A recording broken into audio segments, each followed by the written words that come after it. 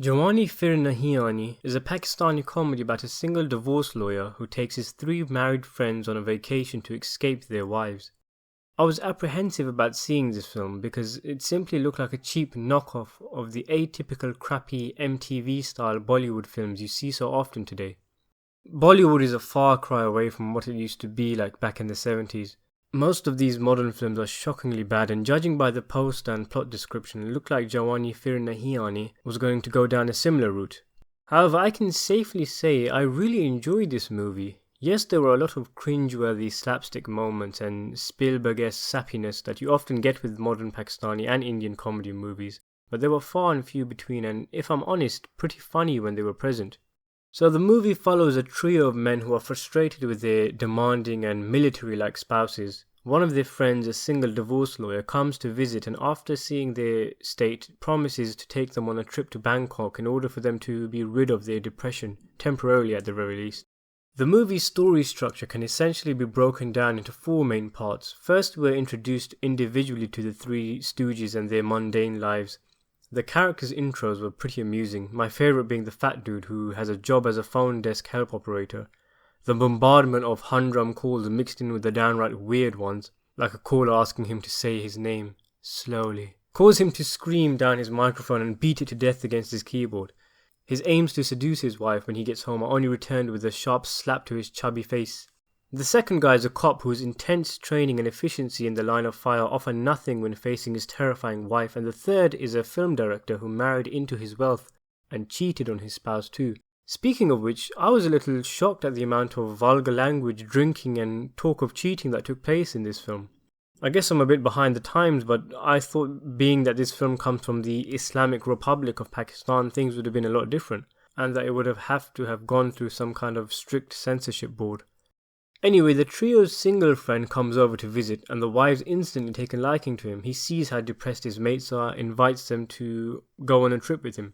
Naturally, the three friends do not see how this will be possible, since they'd need the permission of their uber stuck-up and irritable spouses. But the divorce lawyer must have seen his fair share of Laurel and Hardy flicks, because he feigns terminal illness in order to trick the wives into thinking that letting their husbands go to Bangkok with the lawyer will do him good, at least on an emotional level. This brings us to the second stage of the movie, the actual holiday to Bangkok, and it's here that I discovered the film is a musical, and not a very good one. I gave the songs a chance, but I ended up having to skip them. They just weren't very good. As a rule, I don't usually skip parts of films, even the opening credits, but I just had to hear. I'm not really a fan of musicals in general, and the songs in this film are really cringeworthy. During the holiday, whilst the lads are enjoying themselves, the single lawyer finds a gal who might just evolve into a special someone for him. And her father is a special someone too, a local mafia kingpin. The scenes with this guy throughout the movie are definitely a barrel of laughs as he coaxes the unwilling lawyer into marrying his daughter. Needless to say, the lawyer takes the first available trip back to Pakistan. I have to say, I was raising my eyebrows about how these men had deceived their wives and were enjoying themselves regardless of the nature of their women. I mean, is the film condoning such behaviour? However, it all made sense during the next section of the movie where the wives catch up with the husbands in an airport. In a genuinely emotional and difficult to watch scene, each wife expresses their disappointment and declares that they are leaving the husbands. After they leave, the trio turn on the lawyer, as he refused to tell the wives that it was his idea to go on the trip in the first place. Some harsh words are exchanged, some meaningful ones are too, as the lawyer tells the lads that if they really did care about their wives, as they say they do, then they wouldn't have come with him in the first place. I keep calling him the lawyer. His name in the film is actually Sher. It's interesting to note that the sappy moments in the movie, which are so commonplace anyway in modern Lollywood films, are more satirical than anything else. At the very least, they parody the ultra-serious nature of the more melodramatic movies that this country produces.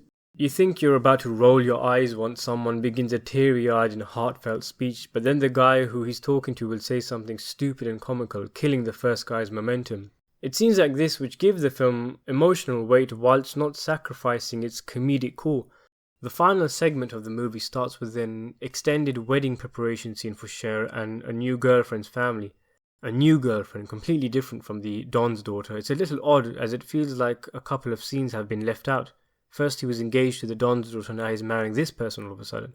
Meanwhile, the trio, who are now all depressed that the wives have kicked them out of the house, are having to come to terms with divorce proceedings. However, they learn of Cher's engagement and seek to fuck up or marginally disrupt the plans. After some comedic scenes of them meeting the bride's family, they concede that breaking up his marriage is still the wrong thing to do and instead enjoy it with him. In turn, Cher will do anything he can after the marriage to mend their marriages. All is well.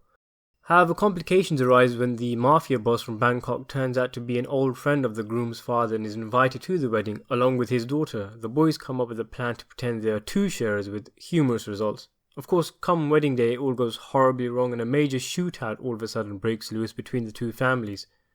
When it's all said and done, all but one of the trio make up with their wives who, whilst all the wedding hullabaloo is happening, realize they loved their husbands more than they thought and sought to reclaim them.